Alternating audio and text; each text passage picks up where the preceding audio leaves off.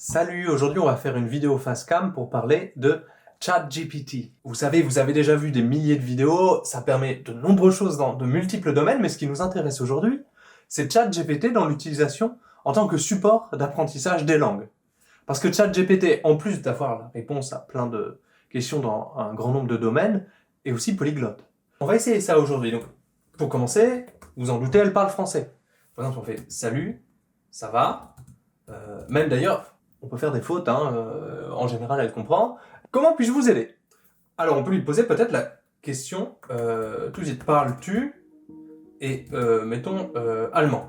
Oui, je parle allemand. Comment puis-je vous aider en allemand? On va dire, par exemple, quelle est ta couleur préférée? Was ist? Et on va faire des fautes. Farbe, et je vais oublier des E. Et elle nous répond cette fois en français. Bon. En tant que programme informatique, je n'ai pas de préférence de couleur personnelle. Cela dit, les couleurs que je peux connaître, bon, très intéressant. Mais si je lui dis « corrige ma phrase en allemand », j'utilise l'impératif, sans respecter beaucoup cette pauvre intelligence artificielle. Elle n'a pas compris que je parlais de la phrase en allemand avant, donc il manque un peu de contexte. Et là, effectivement, elle nous corrige bien, elle nous dit « non seulement, je pense que la phrase que vous avez écrite devrait être « Was ist deine Lieblingsfarbe ?» Donc là, c'est la forme correcte. Mais elle nous donne en plus la traduction. Elle nous dit que, exactement, où est notre faute?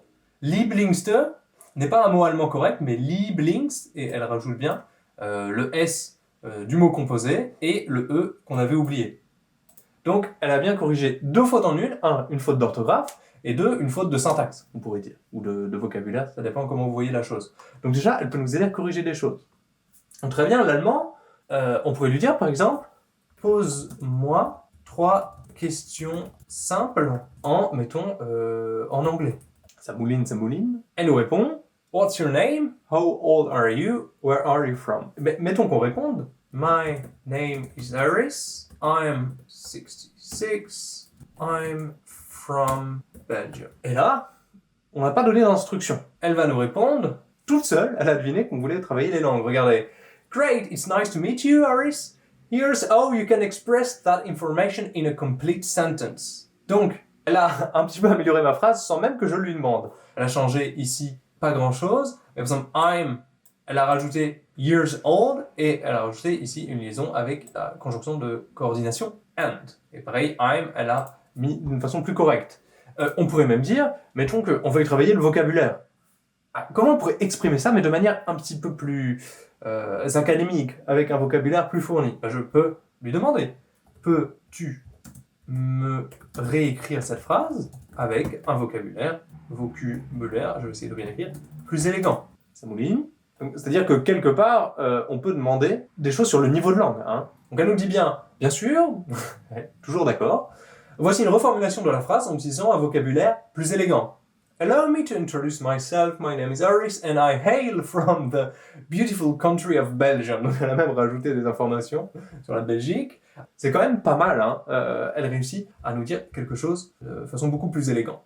On peut varier les styles, un peu comme les exercices de style de Queneau. Je me demande si elle peut même écrire avec des fautes et les corriger elle-même. Donc on va voir, peux-tu me réécrire cette phrase avec 5 fautes et les corriger, et donner un corrigé plutôt ensuite. On dit bien sûr, pas de souci, elle a inversé deux lettres, my name is Iris, et donc là, elle a surtout enlevé des lettres, ou changé les lettres. Belgium, elle a changé, effectivement, c'est une faute assez crédible, pour quelqu'un qui apprendrait une langue, c'est le son donc du G et du J, ça, bon, pour nous qui savons comment ça s'écrit Belgique, on ferait pas cette faute, mais on pourrait imaginer quelqu'un qui vient d'une langue plutôt asiatique, ou là, par exemple, faire cette erreur, pourquoi pas. Et elle nous dit la correction après. Donc c'est quand même un outil vraiment puissant. Et ça s'arrête pas là. Donc, allons voir maintenant, est-ce qu'elle connaît les langues latines? Donc, par exemple, on va dire la même chose. Donc, nomen meum aris est, tu quid est. En latin très rapide, donc, mon nom c'est Aris, et le tien, lequel est-il? Donc là, elle répond, déjà en latin, vous voyez, tu mihi nomen non dixisti. Toi, tu ne m'as pas dit de nom. Quod mihi dicere willis, que tu veuilles me dire. Tu m'as pas dit le nom que tu voulais me dire. Si tu veux, dic mi nomen tuum, donne-moi ton nom, et ego te adiuabo, et moi je t'aiderai, si habes quaestiones aut dubia, et je t'aiderai si tu as des questions ou des doutes. Donc c'est incroyable, elle me répond en latin.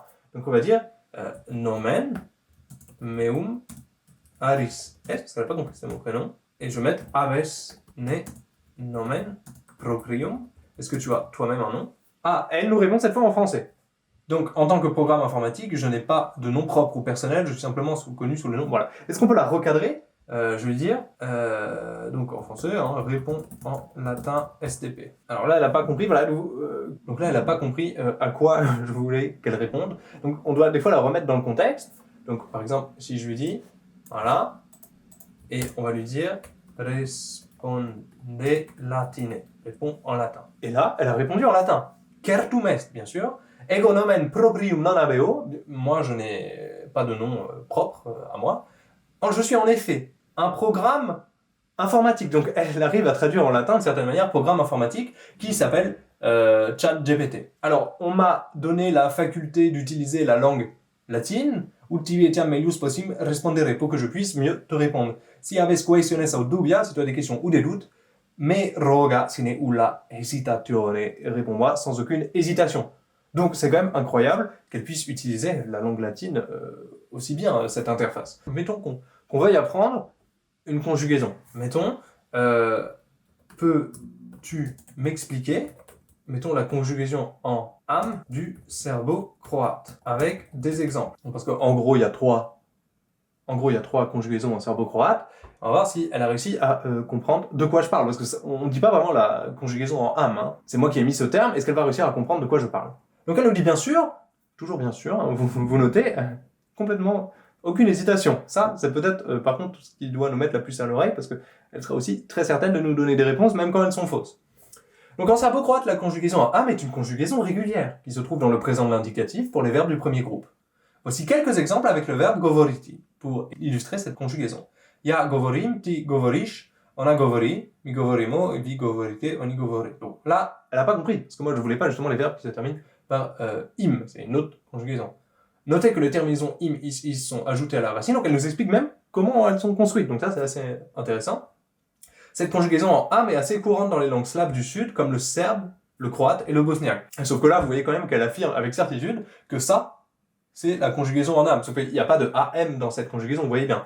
Je veux dire, non, ça c'est, disons, la conjugaison en im. Est-ce qu'elle peut reprendre ses erreurs?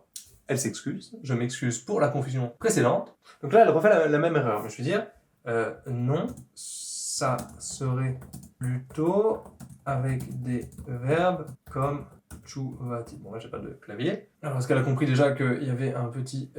ça, c'est une faute d'orthographe. Ah, elle l'a pas compris ici, mais elle l'a remis. Et là, vous voyez que on peut quand même l'orienter petit à petit pour arriver vers le résultat souhaité. Donc, ça peut remplacer, en fait, pas mal de choses. Ça peut remplacer un dictionnaire, ça peut remplacer un traducteur, ça peut remplacer un manuel de grammaire, et ça peut remplacer un interlocuteur aussi, c'est le but. Mais il faut toujours faire attention quand même, vous voyez qu'elle peut s'enfoncer dans ses erreurs.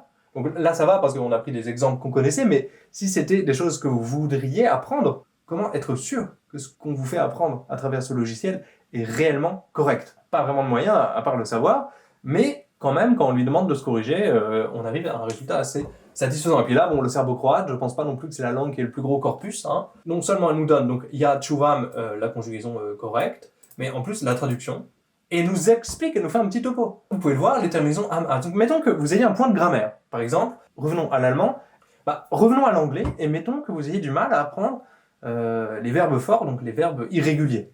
Fais-moi un texte, vous pouvez le dire, allons-y, fais-moi un texte en anglais, avec 10 verbes irréguliers au prétérite. Donc là, alors, je me demande bien ce qu'elle va nous sortir comme thème, parce qu'on a donné vraiment des informations sur la forme, mais pas du tout sur le fond. Alors voilà, donc ça commence. Yesterday I woke up early and went for a jog. Ok, on a déjà 2 verbes irréguliers. Hein. After that I had, encore un verbe irrégulier, breakfast and drove to the city to meet some friends.